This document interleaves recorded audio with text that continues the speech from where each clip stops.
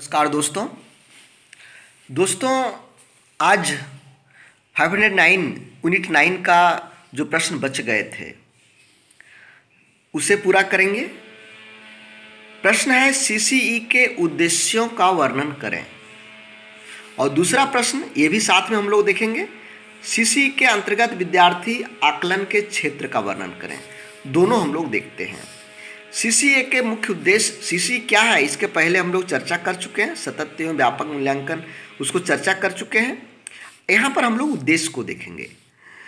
मूल्यांकन को शिक्षण अधिगम प्रक्रिया का अभिन्न अंग बनाना, यानी जो हम पढ़ाते हैं, पढ़ाना जिस तरह से अनिवार्य है, पढ़ाने का एक काम मूल्यांकन भी है। मूल्यांकन भी अति आवश्यक है। इसका एक अभिन्न अंग बनाना है। दूसरा है मूल्यांकन का प्रयोग बालक के अधिगम और प्रगति के उपकरण के रूप में करना। बालक का ये मूल्यांकन का प्रयोग अर्थात सीसी का प्रयोग बालक का अधिगम, क्या वह सीख रहा है और उसकी प्रगति कैसी हो रही है, इस उपकरण के रूप में भी करना है। स्व अधिगम साथ ही स्व मूल्यांकन को प्रोत्साहित करता है। यानी सीसी जो है इसका उद्देश्य है कि स्व अधिगम होगा और साथ साथ में स्व मूल्यांकन भी होगा, स्व मूल्यांकन को प्रोत्साहित करेगा। अध्येता के विकास, अधिगम प्रक्रिया, अधिगम गति और अधिगम क्रियाकलापों के संदर्भ में सटीक निर्णय करना। यदि हम बच्चों के विकास का सटीक निर्णय करना चाह रहे हैं कि बच्चे कितने डेवलप कर रहे हैं, उसकी अधिगम प्रक्रिया में कितनी सुधार हो रहा है, उसका अधिगम गति कितनी स्पीड से वह सीख रहे हैं, अधिगम क्रियाकलापों के बारे में हम सटीक निर्णय सीसी के माध्यम से ले सकते हैं। सीसी का एक ये उद्देश्य है। परीक्षा संबंधी चिंता को हटाना। लोग परीक्षा का शब्द सुनकर डरे हुए रहते हैं। एग्जाम का नाम सुनते ही बच्चे डरने लगते हैं। तो परीक्षा जो संबंधी चिंता है, ये चिंता को दूर करना, भय को दूर करना, मानसिक आघात को दूर करना, तनाव को दूर करना और जो परीक्षा फोबिया है, इस परीक्षा फोबिया को छात्रों से दूर करना।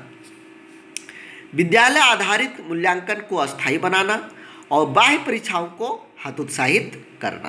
यानी बाह्य परीक्षाओं को कम करना और विद्यालय आधारित मूल्यांकन को अधिक लाभ देना, इसको ज़्यादा प्रश्रय देना, इसको ज़्यादा महत्वपूर्ण बनाना, ये सीसी का उद्देश्य है। अब हम लोग चलेंगे कि सीसी के अंतर्गत विद्यार्थी आकलन के क्षेत्र का वर्णन। यानी सीसी के अंतर्गत हम लोग विद्यार्थी के किन किन क्षेत्रों का अध्ययन, ये आकलन करते हैं। तो इसमें 4 क्षेत्र आता है। पाठचर्या क्षेत्र, अन्य पाठचर्या क्षेत्र, पाठचर्या गतिविधियाँ, सामाजिक और व्यक्तिगत गुण। ये हुआ किताब का, और किताब से संबंधित अन्य, और जो गतिविधि करवाते वो हुआ। और ये सामाजिक गुण हुआ अनुशासन, विद्यालय में उपस्थिति, ये स्वच्छता, सहयोग का गुण, नेतृत्व का गुण, ये सभी गुण का यहाँ पर सीसीई के अंतर्गत आकलन होता है। तो सबसे पहले हुआ पाठचर्या का आकलन, पाठचर्या में अन्य क्षेत्रों का आकलन और गतिविधियों का आकलन और सामाजिक व्यक्तिगत गुणों का आकलन सीसीई के अंतर्गत होता है। तो सीसीई के अंतर्गत 4 क्षेत्रों का आकलन होता है। पाठचर्या क्षेत्र मूल्यांकन, सबसे पहले इसको हम लोग देखते हैं कि पाठचर्या मतलब जो हम लोग किताब पढ़ा रहे हैं, इस किताब का जो भी आप मान लीजिए हिंदी का बुक पढ़ा रहे हैं, गणित का बुक पढ़ा रहे हैं, जो भी पढ़ा रहे हैं, इसका मूल्यांकन किस तरह से होता है। पाठचर्या क्षेत्र के अंतर्गत कक्षा में पढ़ाए जाने वाले विद्यालय के सभी विषय जैसे भाषा, गणित, सामान्य विज्ञान और सामाजिक विज्ञान आते हैं। इन क्षेत्रों में मूल्यांकन शैक्षिक सत्र के प्रारंभ से ही चालू हो जाना चाहिए। अप्रैल में शैक्षिक सत्र प्रारंभ होता है। जैसे ही शैक्षिक सत्र स्टार्ट हुआ, आप पढ़ाना शुरू किए। भाषा यानी हिंदी, गणित, संस्कृत, गणित, सामान्य विज्ञान यानी सभी विषय का मूल्यांकन शुरू कर देना चाहिए। आकलन मासिक, त्रैमासिक, वार्षिक हो के संबंध में विद्यालय द्वारा निर्णय लिया जाना चाहिए। अब ये विद्यालय पर निर्भर है कि जो आप आकलन करना चाहते हैं यह मासिक होगा, त्रैमासिक होगा, वार्षिक होगा, किस तरह का होगा। इसके लिए मौखिक टेस्ट, परियोजना कार्य, गृह कार्य, कक्षा कार्य, मॉडल एवं आलेखों के निर्माण कार्य का सम्मिलित किया जा सकता है। यहाँ देखिए परीक्षा शब्द गायब है। आप परीक्षा कहीं देख रहे हैं? नहीं, इन सभी चीज़ों से हम बच्चों का आकलन कर सकते हैं, मूल्यांकन कर सकते हैं। क्या क्या? मौखिक टेस्ट के द्वारा, परियोजना कार्य के द्वारा, गृह कार्य जो देते वो कितना अच्छा काम करके आ पाता है, कक्षा कार्य के द्वारा, मॉडल बनाने के लिए दे सकते हैं, आलेखों का निर्माण करने के लिए दे सकते हैं। आवधिक आकलन के अतिरिक्त कक्षा के बाहर या भीतर जबकि शिक्षण अधिगम प्रक्रिया जारी हो तब भी दैनिक आधार पर आकलन किया जाना चाहिए। दैनिक, डेली, चाहे वह कक्षा के बाहर हो या कक्षा के भीतर हो, अधिगम प्रक्रिया चल रहा हो, अधिगम प्रक्रिया चल नहीं रहा हो, वो सभी चीज़ों का आकलन दैनिक आधार पर भी हम लोगों को करना चाहिए। जैसे अनुशासन की बात है, ये जो चौथा आप देख रहे हैं सामाजिक व्यक्तिगत गुण, तो क्या इसका आकलन क्लास में हो सकता है? ये सभी तो बाहर में ही तो प्राय होता है। यह वन टीचिंग और विल लर्निंग आकलन है, यानी पढ़ाते समय, लर्न करते समय। इस उद्देश्य हेतु मौखिक परीक्षाएं, व्यक्तिगत, सामूहिक कार्य, क्रियाकलाप और अवलोकन का प्रयोग शिक्षक द्वारा किया जा सकता है। उसके बाद आता है अन्य पाठ्यचर्या क्षेत्रों में मूल्यांकन। विषय प्रकृति, शिक्षण अधिगम प्रक्रिया और अभ्यास को ध्यान में रखते हुए कला शिक्षा, स्वास्थ्य एवं शारीरिक शिक्षा, कार्यानुभव जैसे विषय को पृथक वर्ग में स्थान दिया जाता है, जिसे अन्य पाठ्यचर्या क्षेत्रों के नाम से जाना जाता है। ये विषय सैद्धांतिक ज्ञान की अपेक्षा अधिक व्यवहारिक अनुभव और कौशल प्रदान करते हैं। कक्षा के भीतर तथा विविध अवसरों जैसे समूह में कार्य योजना करते हुए, कक्षा में प्रदत्त कार्य के प्रदर्शन के समय, समूह में वार्तालाप करते हुए, जबकि सहयोगात्मक अधिगम जारी हो, विद्यार्थियों के इन क्षेत्रों में अधिगम और प्रगति का आकलन प्रायः अवलोकन द्वारा किया जाना चाहिए। दोस्तों, हम सभी जानते हैं कि कला शिक्षा, स्वास्थ्य शिक्षा एवं शारीरिक शिक्षा, कार्यानुभव एक छात्र के लिए, एक बच्चों के लिए बहुत ज़रूरी होता है।